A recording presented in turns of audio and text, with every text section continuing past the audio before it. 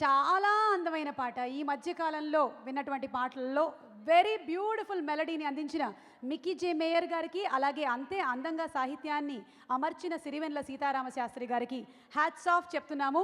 సిరివెన్నెల సీతారామశాస్త్రి గారు, సిరివెన్నెల తన మొట్టమొదటి సినిమా, ఆ సినిమా నుంచి ఇంటి పేరుగా సిరివెన్నెలను పెట్టుకొని ఇప్పటి వరకు ఇఫ్ వీఆర్ నాట్ మిస్టేకెన్ 3000కి పైగా పాటలను రాశారు సిరివెన్నెల సీతారామశాస్త్రి గారు.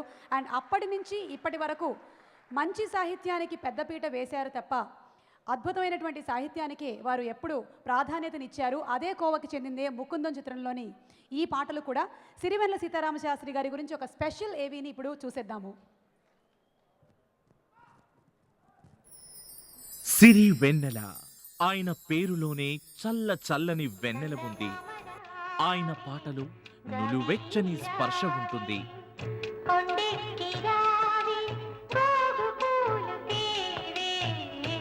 తను నమ్ముకున్న సిద్ధాంతం, తను నడుస్తున్న మార్గం ఆయన్ని విలక్షణ కవిగా అందలమెక్కించాయి.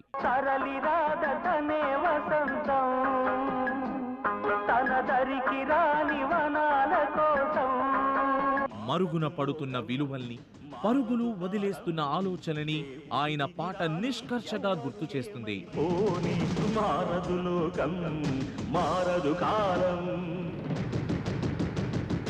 ఏ చరిత్ర నేర్చుకుంది పచ్చని పాఠం, ఏ క్షణాన మార్చుకుంది శిష్యుల మార్గం.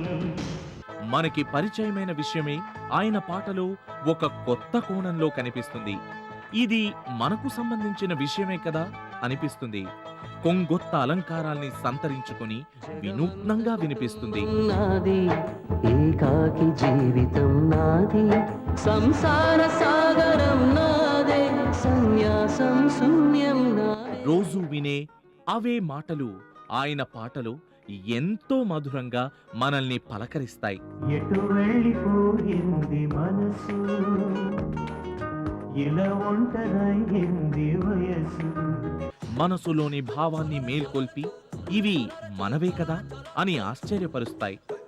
ఆయన పాట వింటున్నంతసేపు పదాలు ఇంద్రజాలం చేస్తాయి.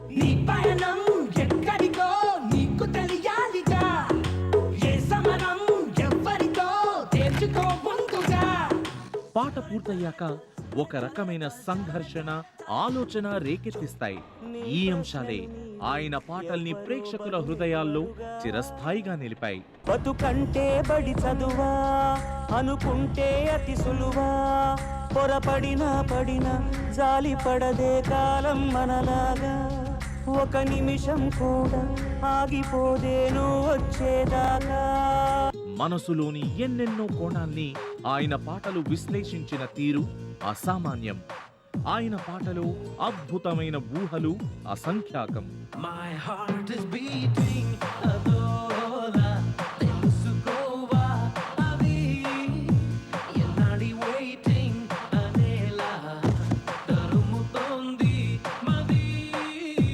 కుర్రకారు గీతమైతే ఆయన కుర్రాడవుతారు. పరుగులు తీయకే పసిదానా, ఫలితము లేదని తెలుసున్నా, నేడైనా రేపైనా జరిగేదే ఎప్పుడైనా, గుండెల్లో కూర్చున్నా గుడ్డంతా గమనిస్తూ ఉన్నా. ఆధ్యాత్మిక గీతమైతే భక్తుడిగా మారిపోతారు. ఇక జోల పాటైతే అపురూపమైన అమ్మ అవతారం ఎత్తుతారు. ఎక్కిళ్ళే పెట్టి ఏడుస్తుంటే కష్టం పోతుందా కదా, మరెందుకు గోలా, అయ్యయ్యో పాపం అంటే ఏదో లాభం వస్తుందా, వృధా ప్రయాస పడాలా. పతాక సన్నివేశాల్లో ఆ సందర్భం మధ్యలోకి వెళ్లి కూర్చుని పాట రాస్తారు.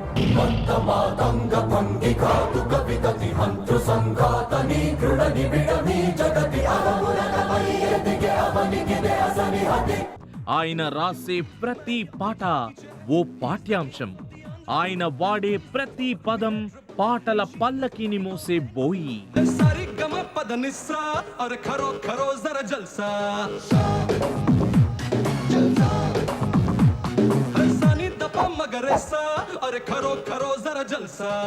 దాదాపు 3 దశాబ్దాలుగా సాహితీ యజ్ఞాన్ని నిరంతరాయంగా కొనసాగిస్తూ సెలెక్టివ్ గా సినిమాలు చేస్తూ ఎన్నో అద్భుతమైన పాటలకు తన సాహిత్యంతో కొత్త సొగసులు అద్దిన ఆయన తాజాగా ముకుంద సినిమాకి పనిచేశారు.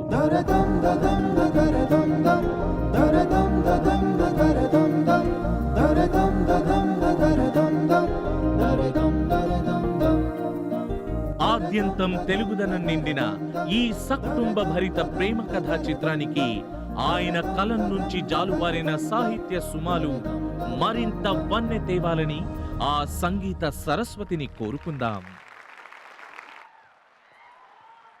ముకుంద చిత్రంతో 3000 పాటల్ని పూర్తి చేసుకుంటున్న సిరివెన్నెల సీతారామ శాస్త్రి గారికి అభినందనలు తెలియచెప్తూ మెగాస్టార్ చిరంజీవి గారి చేతుల మీదుగా చిరు సత్కారం అందించవలసిందిగా కోరుకుంటూ మెగాస్టార్ చిరంజీవి గారిని సాదరంగా వేదిక మీదకు ఆహ్వానిస్తున్నాము.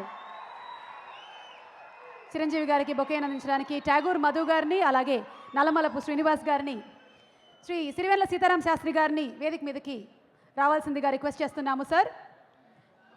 అలాగే TimeNews.com చైర్మన్ సుధాకర్ గారిని కూడా వేదిక మీదకి ఆహ్వానిస్తున్నాము. ఇవాల్టి ఆడియో కార్యక్రమానికి స్పాన్సర్ TimeNews.com సుధాకర్ గారు.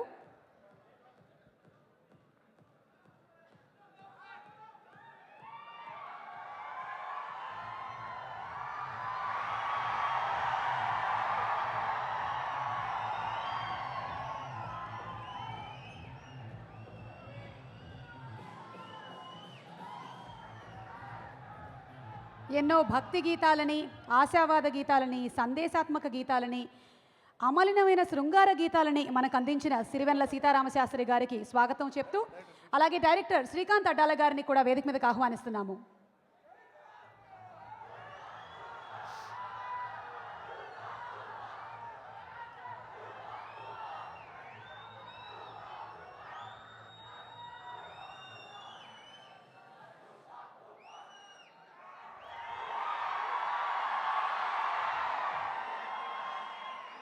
చిరంజీవి గారు సిరివెన్నెల సీతారామ శాస్త్రి గారిని శాలువతో సత్కరిస్తారు.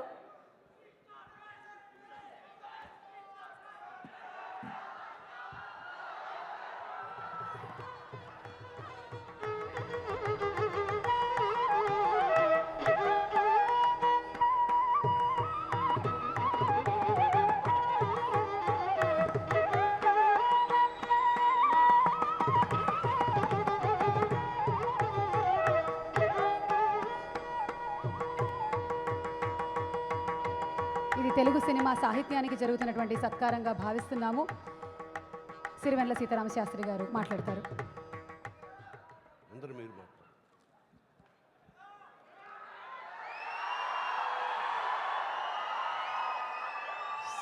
సీతారామ శాస్త్రి గారు ఆర్డర్ వేశారు, ముందు మీరు. సరస్వతి పుత్రుడు, ఆయన మాట కాదనలేము. నేను మాట్లాడే అవకాశం సుమకు తర్వాత ఇచ్చేదేమో, కానీ ముందుగా ఏదైనా ఉపోద్ఘాతం మాట్లాడేటప్పుడు ముందు మాట ఉంటుంది. అదిగా నేను భావిస్తూ ఈ రోజున ఇది అనుకోని అదృష్టం. ఇంతటి జ్ఞాని, సరస్వతి పుత్రుడు, నా మిత్రుడు సిరివెన్నెల సీతారామ శాస్త్రి గారిని సత్కరించుకోవడం అంటే ఇది పరోక్షంగా సరస్వతీదేవిని సత్కరించుకోవటమే. ఆయనలోనే మహాకవిని సత్కరించుకోవడంతో పాటు, ఇందాక జ్ఞాని అన్నాను, సంపూర్ణ అవగాహన ఈ జీవితం మీద ఉండి తాను దేంట్లో అయితే నిష్ణాతుడో అది ఒక్క దాంట్లో కాకుండా మిగతా అంశాల్లో కూడా, మిగతా రంగాల్లో కూడా నిష్ణాతులు సంపాదించిన వాళ్ళని జ్ఞాని అంటారు. ఆ రకమైన వ్యక్తి సిరివెన్నెల సీతారామ శాస్త్రి గారు. కేవలం పాటలు రాయటం కాదు, ఆయన సాహిత్యపరంగా ఉన్నత శిఖరాలు ఎక్కడమే కాదు, ఆయన మానవతా విలువలు తెలిసిన వ్యక్తి, మహోన్నతుడి వ్యక్తిత్వం ఉన్న వ్యక్తి. చాలామందికి తెలియదు, ఆయన ఒక వ్యక్తిత్వ వికాసం ఉన్న వ్యక్తి. ఆయనతో కూర్చోవటం అంటేనే ఒక జీవితంలో మనం ఎన్నో రకాలుగా, ఎన్నో కోణాల నుంచి ఆయన అనుభవంలో రంగరించి చెప్పే మాటలు మనకు విజ్ఞాన గుళికల్లా అనిపిస్తుంటాయి. అవి అనుభవపూర్వకంగా నాకు తెలుసు కాబట్టి అది ఇంతకుముందు కూర్చున్నప్పుడు అన్నాను, మళ్ళీ ఎప్పుడు మనం కూర్చుంటాము, ఎప్పుడు మన ఇద్దరం అన్నప్పుడు ఆయన ఖచ్చితంగా కూర్చోవాలని చెప్పిస్తున్నారు. సో ఈ విషయంలో ఆయనకి ఇలా సత్కరించడం అనేది నిజంగా నాకు ఒక మహద్భాగ్యంగా అంటున్నాను. ఇవన్నీ కనుక గతం సినిమాలో ఆయన ఏవి చూస్తుంటే అందులో ఒక క్లిప్పింగ్ రుద్రవీణ, నాగబాబు ప్రొడ్యూసర్గా మొట్టమొదటిగా నాతో తీసిన సినిమా రుద్రవీణ. ఈ రుద్రవీణలో అన్ని పాటలు అత్యద్భుతమైన పాటలు, సాహిత్యపరంగా ఉన్నతమైనటువంటి సాహిత్య విలువలు ఉన్నటువంటి పాటలు అన్నీ కూడాను రాసింది సింగిల్ కార్డ్ అని అంటాం మనం పరిభాషలో, అది సీతారామ శాస్త్రి గారు. ఒక్కొక్క పాట ఒక్కొక్క ఆణిముత్యం. లలిత ప్రియ కమలం కానివ్వండి, తరలి రాధా తనే వసంతం అని కానీ, నీతో ఆగేనా సంగీతం బెళహరి అనే సాంగ్, ఒకటా రెండు అన్ని పాటలు కూడా అత్యద్భుతం. అందులో నాకు విపరీతమైనటువంటి పేరుని తీసుకొచ్చినాయి. నాగబాబుకి విపరీతమైన డబ్బును మాత్రం తీసుకురాలేదు, కానీ మంచి పేరుని తీసుకొచ్చింది ఆ సినిమా రుద్రవీణ. సరస్వతి బాగా ఎక్కువ ఉంటే లక్ష్మీదేవి దూరంగా ఉంటుంది అంటారు, అది నిజమైంది రుద్రవీణలో. అందుకని మరీ సరస్వతిని ఎక్కువ ప్రేమిస్తే కొంచెం కష్టమేమో. బట్ ఏమైనా వీరి అసోసియేషన్ అనేది గత స్మృతులను గుర్తు చేస్తూ చాలా ఆనందంగా ఉంది. అదేవిధంగా ఇన్నేళ్ల తర్వాత నాగబాబు సినిమాకి అన్ని పాటలు రాసి సింగిల్ కార్డు సీతారామ శాస్త్రి ఎలా అయితే ఇచ్చారో లిరిసిస్ట్గా, మళ్ళీ ఇన్నేళ్ల తర్వాత నాగబాబు పుత్రుడు నా బిడ్డ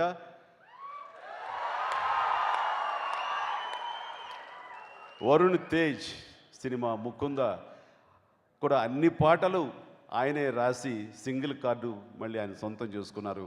అది పైగా రికార్డు 3000 పాటలు రాయటం అనేది అది ముకుంద ద్వారానే కుదిరినందుకు మనస్ఫూర్తిగా నేను అభినందిస్తూ వారి పలుకులు వినాలని మీతో పాటు కూర్చుంటున్నాను. నా తుది పలుకులు మీరు తర్వాత విందురు కానీ. ధన్యవాదాలు.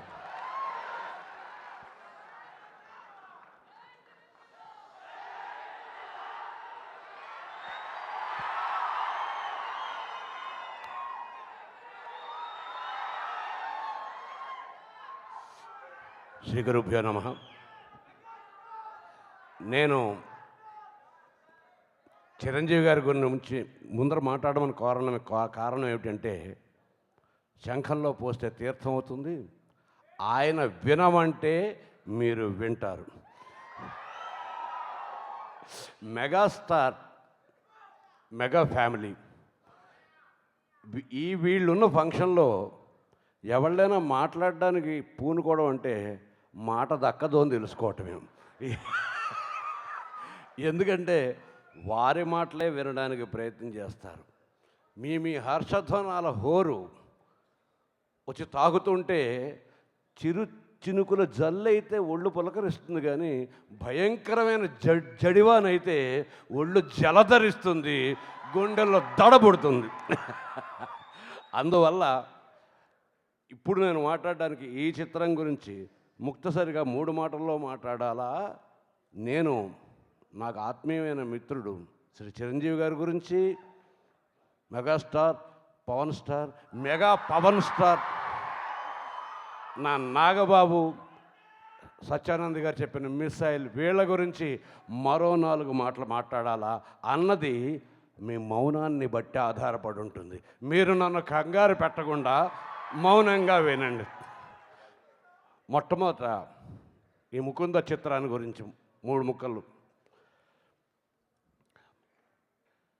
ట్యాగోర్, మధు, నల్లమల బుజ్జి మంచి నిర్మాతలు, నాకు మంచి స్నేహితులు, నా పట్ల అపారమైన గౌరవం ఉన్నవాళ్ళు. వాళ్ళు ఈ చిత్రానికి అన్ని పాటలు రాయవలసిన అవసరాన్ని నాకు కల్పించారు. అది ఎలా రాసిన తర్వాత చెప్తాను. 2, ఇంకా ఈ చిత్రంలో పనిచేసినటువంటి నటీనటులు వాళ్ళ సంగతి చెప్పే ముందు, ఈ చిత్ర దర్శకుడు అడ్డాల శ్రీకాంత్ గురించి. అడ్డాల శ్రీకాంత్ వాళ్ళకు మొదటి సినిమా నుంచి ఇప్పటి వరకు నేను అతనితో ప్రయాణం చేస్తున్నాను. మిమ్మల్ని నేను నించోబెట్టాను చిరంజీవి గారు.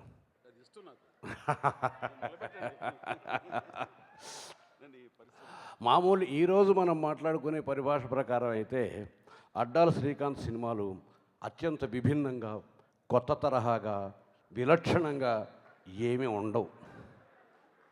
చాలా సామాన్యంగా ఉంటాయి. ఒక కుర్రాడు వయస్సు అనేటువంటి మహోద్ధృతమైన తరంగం తాకిడికి తట్టుకోలేక అట్టిట్టయిపోతున్న అలజడి పేరే ప్రేమ అని పెట్టి దాని చుట్టూ తిరుగుతున్న ఇతివృత్తాలు కానీ, లేదా మన కళల్లోనూ ఊహల్లోనూ కూడా అందనటువంటి అతిమానుషమైన శక్తులు కలిగినటువంటి సూపర్ మ్యాన్ల గురించి కానీ ఆయనలోని కథకుడు కానీ ఆయన దర్శకుడు కానీ మాట్లాడు. ఆయన జీవితాన్ని గురించి మాట్లాడతాడు, మనుషుల గురించి మాట్లాడతాడు, మన గురించి మాట్లాడతాడు. అతను సినిమా చూస్తే ప్రతి ఫ్రేములో మనలో ఉన్న ప్రతి ఒక్కళ్ళం ఎక్కడో అక్కడ అందులో ఉన్న ఏదో ఒక పాత్రతో అనుసంధానించబడతాం. కొత్త బంగారు లోకం చూడండి, సీతమ్మ వాకిట్లో చూడండి, ఈ సినిమా చూడండి, ఆ విషయం మీకు చాలా సుస్పష్టంగా అర్థమవుతుంది.